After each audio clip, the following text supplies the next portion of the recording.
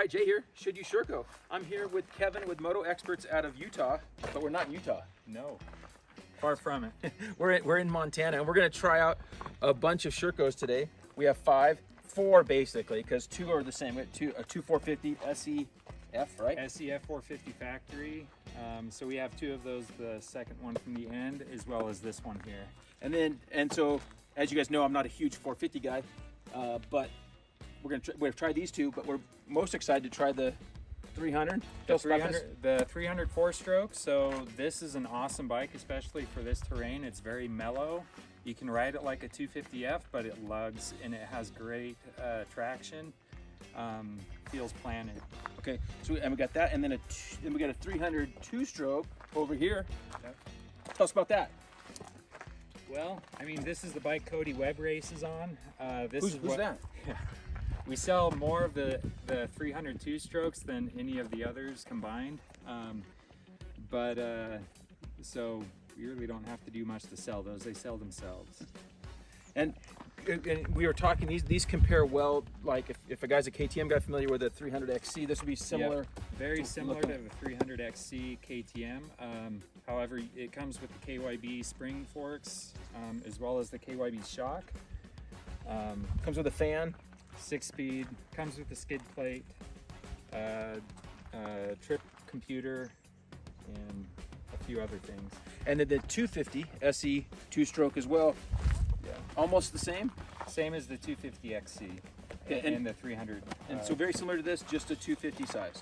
Exactly. Same suspension components, same everything else? Yeah, we have some test suspension on this. So we're testing a set of cone valves and track shock that we built, and we're just testing some settings on. So that's why you see a little bit of difference from bike to bike. Okay, very cool. And then with the 450s, tell us a little bit about those. They're just a very mellow, easy to ride bike. The handling, we've had a lot of racers jump right on, and they feel right at home and comfortable right off the bat. They don't have the snap and the hit that you might get from a KTM or Husky or the Japanese bikes, but very easy to ride. You don't suffer with the pop stalls and flame outs. 6-speed transmission, so very cool. Yeah, I'm excited to ride them. Spence, you excited to ride them? Super pumped. Super pumped. So we're gonna be riding these bikes for the next 2 days, and yeah, we're glad you were able to come out and have us ride something different. Everybody's giving us a hard time for not riding anything different. So here we go, right? All right, let's do it.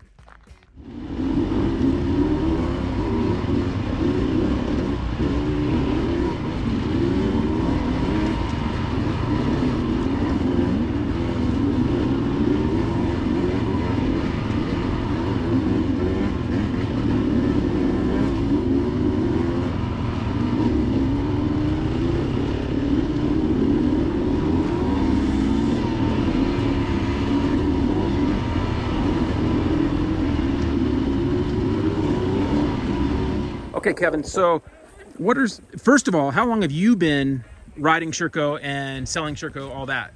We became a Sherco dealer about 2 years ago, and that's all we've been riding since. We go back and forth and we'll compare on customers' bikes, but I've been on the 250 two-stroke, the 450.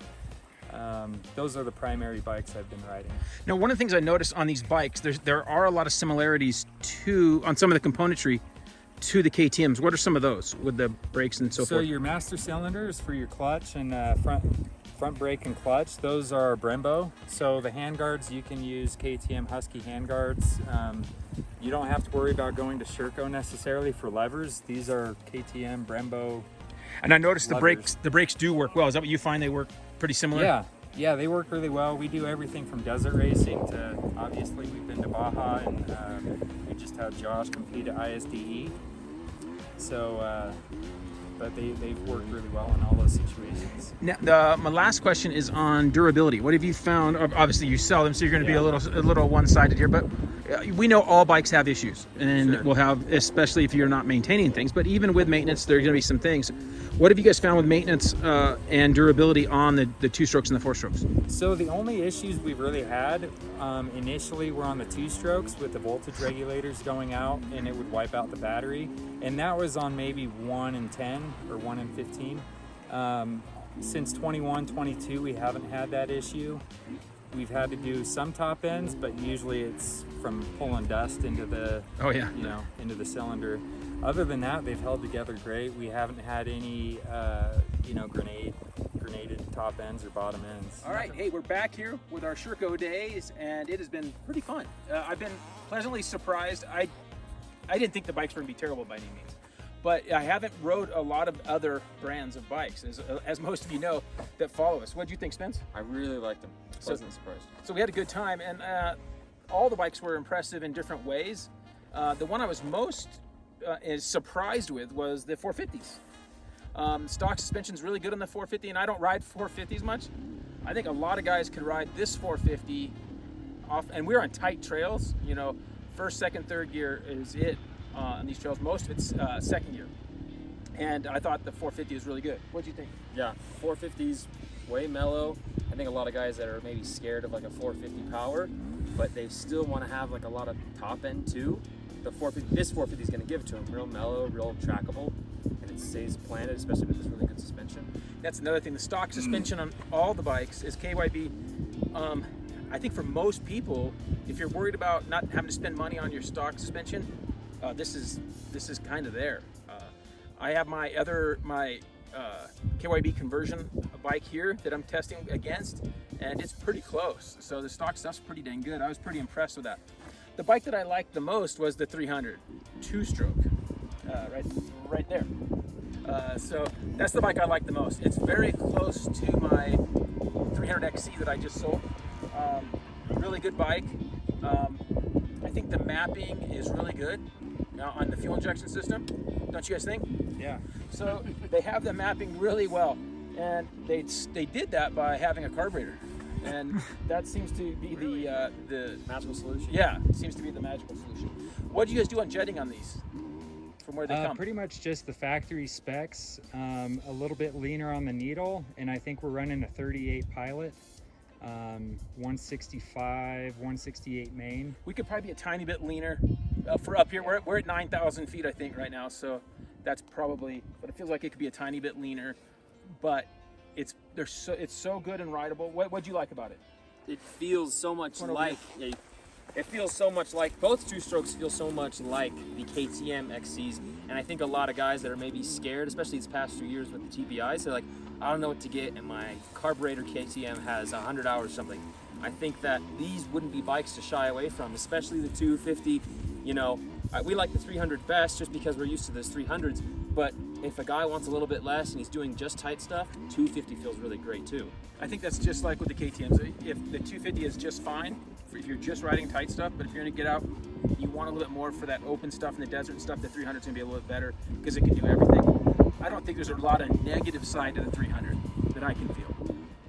No, there's not really any negatives that I noticed that I didn't like about the 300. Honestly, I think that these would be good alternatives for guys if they're looking for a carburetor 300 right now. That's brand new because this is a 22 right here.